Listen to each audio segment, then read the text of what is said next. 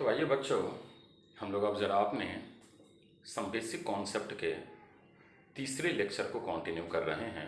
Earlier दो lecture में हम लोगों ने एक टेबल को पढ़ा था और उस टेबल के रिलेटेड हम लोगों ने बहुत सारे कन्वर्जन प्रॉब्लम को सॉल्व किया था। अब एक नई चीज़ ज़रा जाने, एक एग्जाम्पल से स्टार्ट करते हैं। तो आइए ज़रा एक एग्जाम्पल देख रहे हैं, देखना।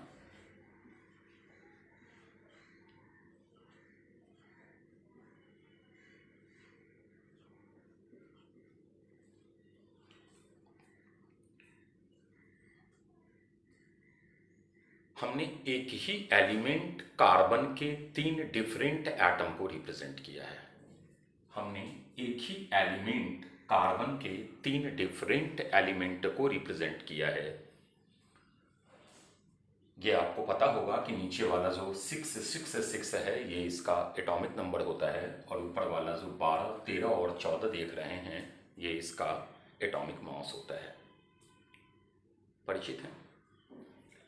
यह सेम एलिमेंट के तीन डिफरेंट एटम्स हैं जिनमें एटॉमिक नंबर तो सेम है लेकिन इनका एटॉमिक मास डिफर कर रहा है। तो इन तीनों को एक नया नाम दिया गया और ये कहलाया आइसोटोप्स। मतलब यह कार्बन के तीन आइसोटोप्स हैं। मतलब अगर हम कार्बन की बात करें तो कार्बन इन तीन आइसोटोपिक फॉर्म में एग्जिस्ट होता है। क्या बोले? अगेन एक बार जरा केयरफुली सुनिएगा। यह कार्बन एक एलिमेंट है, उस एलिमेंट के तीन डिफरेंट एटम्स को रिप्रेजेंट किया गया है। इन तीनों जो डिफरेंट एटम्स हैं इनको अगर आप केयरफुली ऑब्जर्व कीजिए तो आप एक चीज़ क्या पाइएगा कि इनमें एटॉमिक नंबर तीनों का सेम है लेकिन एटॉमिक मास तीनों का डिफर हो रहा है। तो ऐसा अगर कुछ आ जाए तो केमिस्ट्री ने इसे एक नाम दिया और वो नाम कहलाया आइसोटोप्स। मतलब हम बोल सकते हैं कि कार्बन अपने तीन आइसोटोपिक फॉर्म में एग्जिस्ट होता है, जिसमें C612 जो है यह नेचर में सबसे ज्यादा मिलने वाला है। क्लियर है? बातें समझ में आ गई यहां तक की? अब इन्हीं चीजों को, आइसोटोप्स को हमने यहां डिफाइन किया है। Different atoms of same elements, same element के डिफरेंट एटम्स जिनकी एटॉमिक मास जो है वो डिफर हो। ये एटॉमिक मास शॉर्टकट लिखा हुआ है, but same atomic number earlier बताए हुए हैं कि एटॉमिक नंबर ही हमारा प्रोटॉन्स होता है। मतलब जिनमें प्रोटॉन्स सेम हो, दे आर कॉल्ड आइसोटोप्स। अब मान लीजिए हमें कार्बन का एटॉमिक मास जानना है। अब कार्बन तो इन तीन चीजों से मिलकर के बना हुआ है, तीन चीजें हैं। तो हम कार्बन के एटॉमिक मास को कैसे फाइंड आउट करेंगे? तो उसको एक नाम दिया गया एवरेज एटॉमिक मास। तो ये क्या होता है एवरेज एटॉमिक मास? उसी चीजों को अब हम लोग एक्सप्लेन कर रहे हैं। तो जरा इसे हम हटाते हैं। तो average atomic mass is equal to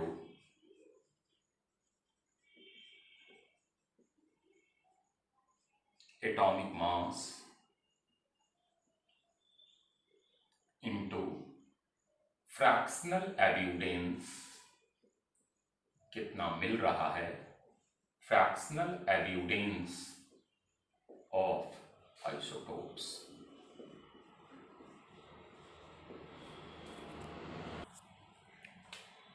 इसका summation sigma average atomic mass होता है। अभी हम न्यूमेरिकल में यूज करेंगे, समझ में आएगा, घबराइएगा नहीं। अगर मान लीजिए हमारा न्यूमेरिकल में रिलेटिव एब्यूडेंस गिवन है, तो रिलेटिव एब्यूडेंस को 100 से डिवाइड कीजिए, ये आपका आएगा फ्रैक्शनल एब्यूडेंस। डायरेक्ट फ्रैक्शनल है तब तो कोई बात ही नहीं है। अगर फ्रैक्शनल नहीं है, रिलेटिव एब्यूडेंस गिवन है। एब्यूडेंस का मतलब कि वो नेचर में कितना परसेंट एग्जिस्ट हो रहा है। मतलब अगर कार्बन पूरा 100 है तो कार्बन 12 कितना एग्जिस्ट होता होगा, कार्बन 13 कितना एग्जिस्ट होता होगा, कार्बन 14 कितना एग्जिस्ट होता होगा, वही एब्यूडेंस है हमारा। क्लियर है? बातें समझ में आ गई? तो आइए जरा एक दो न्यूमेरिकल से इन बातों को समझे और क्लियर होगा बात। आइए, हम लोग के पास एक न्यूमेरिकल आ गया, आइसोटोप, रिलेटिव एविडेंस और एटॉमिक मास। 3 टेबल गिवन है।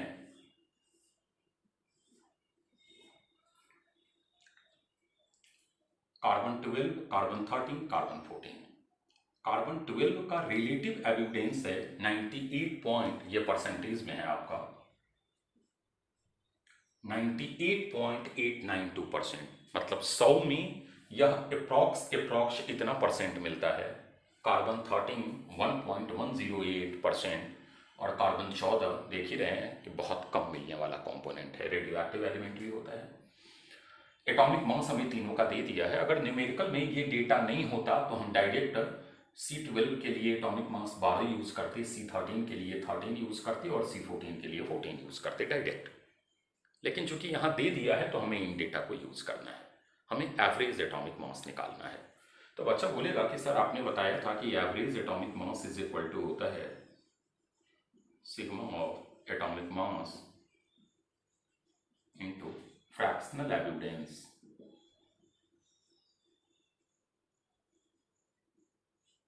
और अगर रिलेटिव हो तो atomic mass into relative by 100।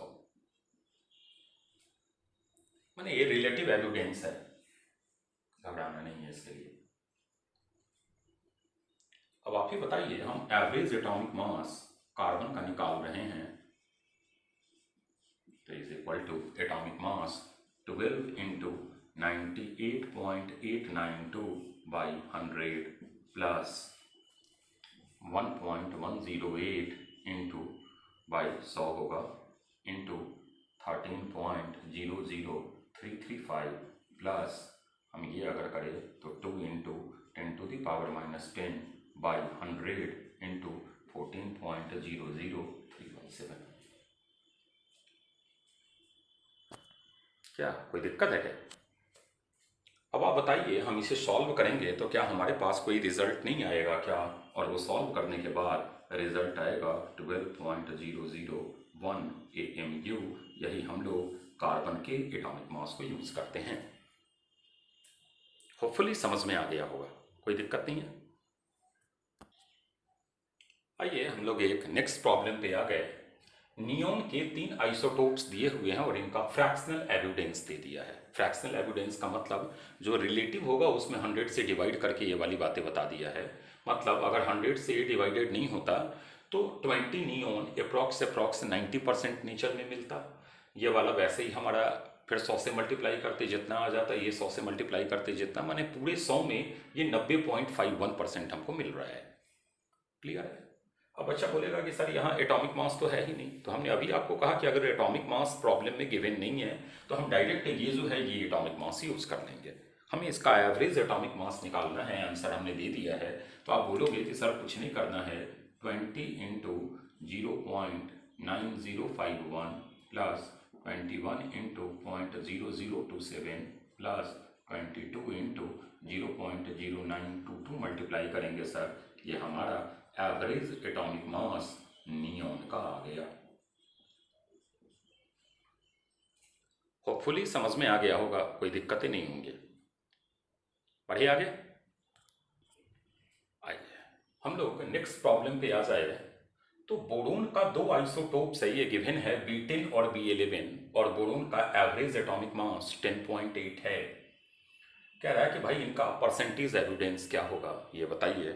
तो बच्चा बोलेगा कि सर कुछ नहीं करना है, हम लोग पहले आइसोटोप कर लेते हैं और फिर हम लोग करते क्या है, रिलेटिव एविडेंस परसेंटेज में कर लेते हैं। रिलेटिव एविडेंस परसेंटेज में एटॉमिक मास गिवन नहीं है तो हमें यही यूज करना है। तो आइसोटोप हमारा हो गया B10, इसका मान लेते हैं अगर X है तो पूरा 100% का है, तो जो B11 होगा सर वो हम लोग का 100 - X होगा। हम फ्रैक्शनल नहीं लिए, हम रिलेटिव ले लिए। अब बच्चा बोलेगा कि सर एवरेज एटॉमिक मास जो 10.8 होगा वो हमारा होगा X/100 into 10 plus X/100 fractional किए प्लस 100 - X/100 इंटू 11। क्या इसे सॉल्व करेंगे हमारा आंसर नहीं आ जाएगा क्या?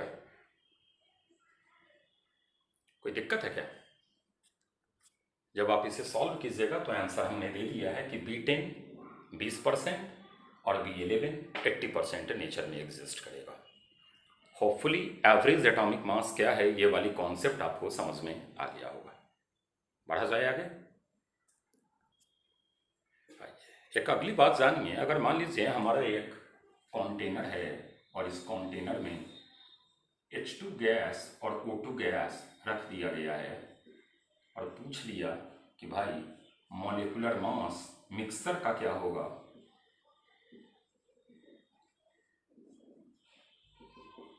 तो बच्चे जनरली क्या करते हैं वो देखिएगा। H2 का 2 और O2 का 32, बच्चे का आंसर होगा 34। आप रॉन्ग होते हो। Actually molecular mass different component का एडिटिव प्रॉपर्टी नहीं होता। हाँ, एक मॉलिक्यूलर फॉर्मूला है जैसे CH3OH है, इसमें जितने एटम्स हैं उन एटम के एटॉमिक मास को आप ऐड करो, आपका मॉलिक्यूलर मास आ जाएगा। लेकिन इन डिफरेंट में आप इनके मॉलिक्यूलर मास और इनके मॉलिक्यूलर मास को ऐड करके 34 नहीं बोल सकते हो, रॉन्ग हो आप। तो बच्चा बोलेगा कि सर फिर कैसे हमारा मॉलिक्यूलर मास और मिक्सर आएगा? तो हमने आगे गैसेस स्टेट में इसे डिस्कस भी किया है, फिर भी हम यहाँ एक बार डिस्कस कर दे। तो मान लीजिए कि इसके N1 मोल है, कुछ तो प्रॉब्लम में देगा, और मान लीजिए इसका N2 मोल है।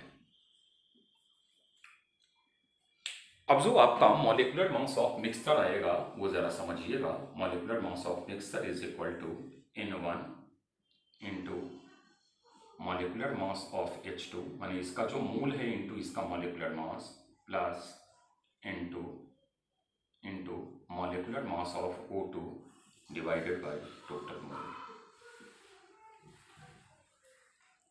जैसे मान लीजिए हमको दे दिया कि दोनों का एक एक मोल प्रेजेंट है, इसका भी एक मोल प्रेजेंट है, इसका भी एक मोल प्रेजेंट है। अब पूछ लिया कि इस मिक्सर का मॉलिक्यूलर मास क्या होगा, तो आप बोलिएगा 1 into 2 plus 1 into 32 divided by 2 is equal to हमारा 17। अब ये भी आपको आइडिया नहीं लगा लेना है कि ये एवरेज है क्या। मान लीजिए ये 2 मोल होता है, ये 3 मोल होता है, एक्सेट्रा, तो आपकी वैल्यू चेंज हो जाती। तो एक तो हमने आपको एवरेज एटॉमिक मास डिस्कस कर दिया, और एक हमने कहा कि अगर चैम्बर में डिफरेंट कंपोनेंट्स, डिफरेंट गैसेस या डिफरेंट फार्मूला पड़ा हुआ है तो हम उन फार्मूले का कैसे मॉलिक्यूलर मास मिक्सर का निकाल सकते हैं। तो उसके लिए at first we have to idea about their moles. जब तक हमें उनके मोल्स के बारे में आइडिया नहीं है हम उस मिक्सर के मॉलिक्यूलर मास को फाइंड आउट नहीं कर सकते, क्योंकि सिंपली हम मॉलिक्यूलर मास को ऐड करके आंसर नहीं बोल लेंगे। क्लियर है? बातें समझ में आ गई होंगी। बढ़े आगे। अब हम लोग नेक्स्ट चीज जरा सीख रहे हैं, percentage composition and molecular formula. Percentage composition and molecular formula.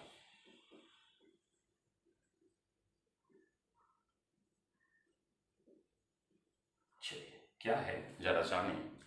तुम लोग एक बहुत सिंपल एग्जांपल H2O से स्टार्ट करते हैं। अगर इसके मॉलिक्यूलर मास पे आ जाइए तो 1 इंटू 2, हाइड्रोजन का एटॉमिक मास 1 होता है, एटॉमिसिटी 2 मतलब 2 मोल है। ऑक्सीजन का एटॉमिक मास 16 होता है और एटॉमिसिटी 1 है मतलब 1 मोल है, तो इज इक्वल टू 18।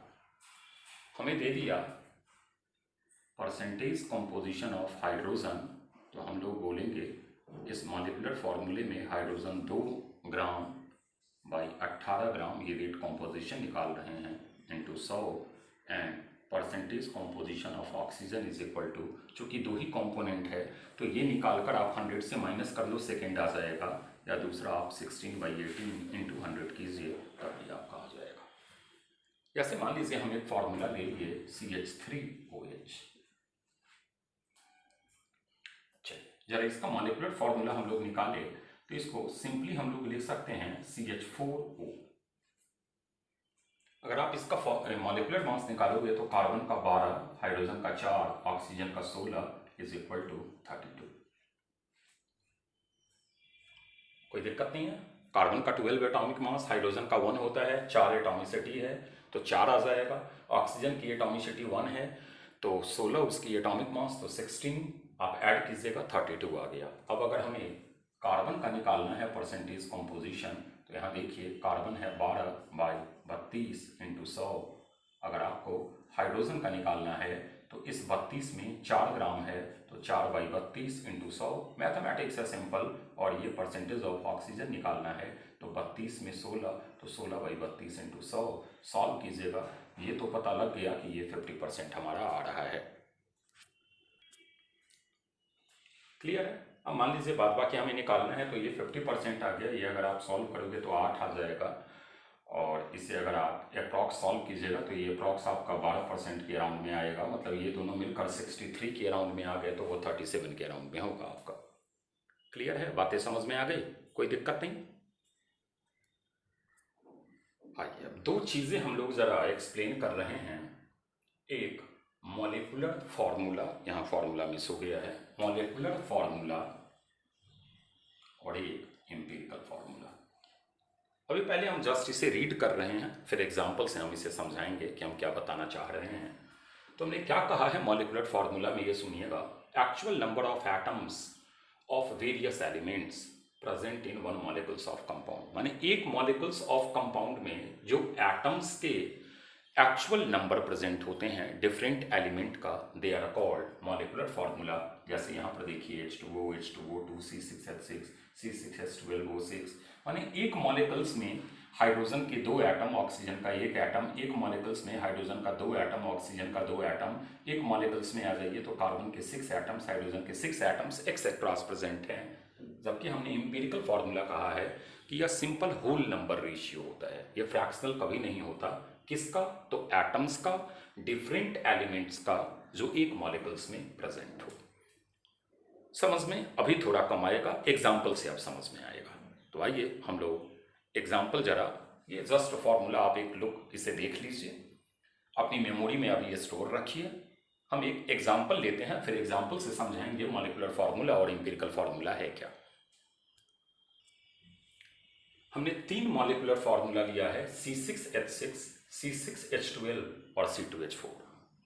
तो आइए जो नंबर कॉमन आने वाले हैं वो नंबर कॉमन निकाल देते हैं एटॉमिसिटी का। तो बच्चा बोलेगा कि सर 6 कॉमन आने वाला है, 6 आप कॉमन लगा लो तो CH बना सर।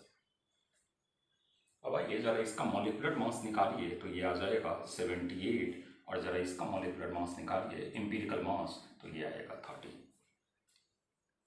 इन होता है एक formula, n is equal to molecular mass by empirical mass. ये कभी भी फ्रैक्शन में नहीं आएगा, एम्पिरिकल मास। जैसे इस फॉर्मूले के लिए निकालिए तो आपका आएगा 78/13 इज इक्वल टू 6। मतलब इस एम्पिरिकल फॉर्मूले में आप इन मल्टीप्लाई करो, आपको मॉलिक्यूलर फॉर्मूला आ गया। समझ में बातें नहीं आई? चलिए ठीक है, हटाते हैं अभी इन चीज़ों को। फिर आ जाइए यहाँ, तो बच्चा बोलेगा कि अगेन सर 6 कॉमन आने वाला है, लेकिन फॉर्मूला हमारा बनेगा CH2 सर। इसके ज़रा मॉलिक्यूलर मास को हम लोग निकाल ले, तो ये आ गया 78 और ये 12 मल्टीप्लाई हुआ 90। यहाँ अगर निकालो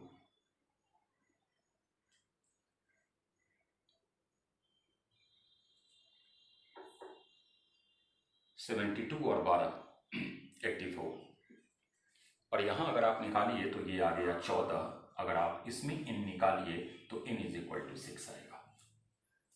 अब यहाँ पर आ जाइए तो C2H4 है, जो कॉमन आएगा वो आपका 2 आएगा, तो बच गया CH2। इसका अगर आप निकालिए तो ये आ गया 24 और 4 28, और यहाँ अगर आप निकालिए तो 14, n इज इक्वल टू 2 आ गया आपका। ठीक है, अगले हम लोग एग्जाम्पल पे आते हैं H2O। इसका मॉलिक्यूलर मास निकालिए तो 18 आएगा, कोई नंबर कॉमन नहीं आने वाला है, मतलब इसका जो एम्पिरिकल फॉर्मूला होगा वो H2O ही होगा, 18 ही आएगा। This implies n is equal to 1। हम लोग अगला ले लेते हैं, मान लीजिए H2O2।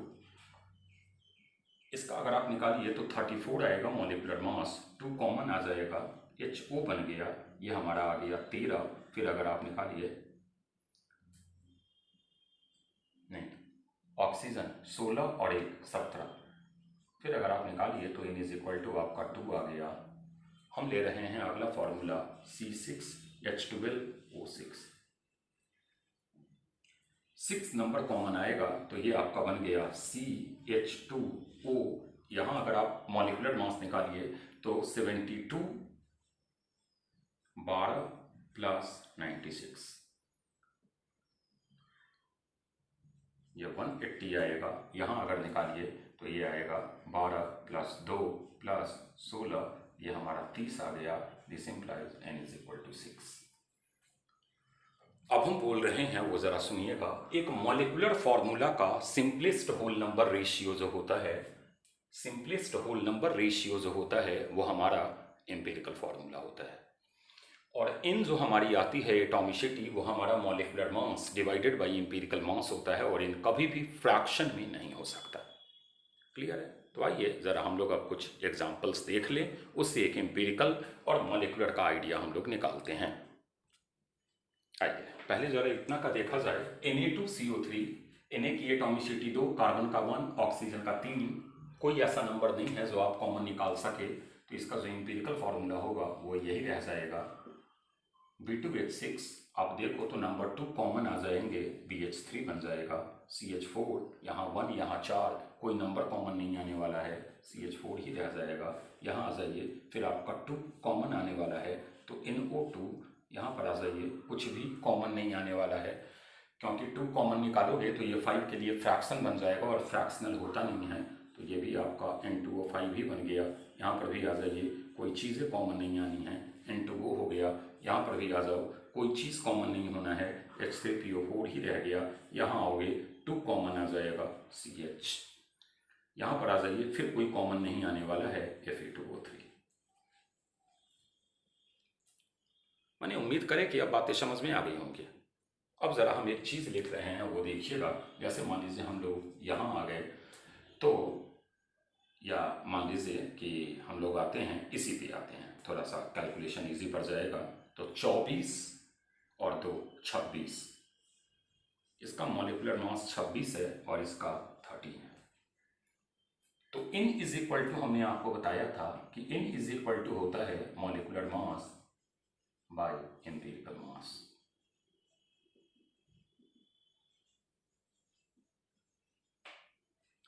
और एम्पिरिकल फॉर्मूले में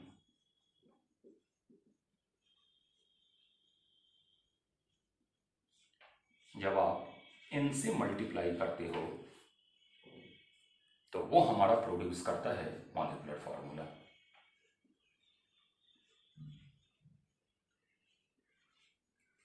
जैसे आइए यहां पर आइएगा तो n इज इक्वल टू 2 है, 26/13 2 आ गया। और एम्पिरिकल फॉर्मूला CH n से मल्टीप्लाई करोगे तो इज इक्वल टू C2H2 आ गया। ये इसका मॉलिक्यूलर फॉर्मूला है। होपफुली समझ में आ गई होगी बातें, क्या हम बताना चाह रहे हैं। ठीक है, एक न्यूमेरिकल इस पर कर लेते हैं, फिर आगे की बात अगले वीडियो में देखेंगे।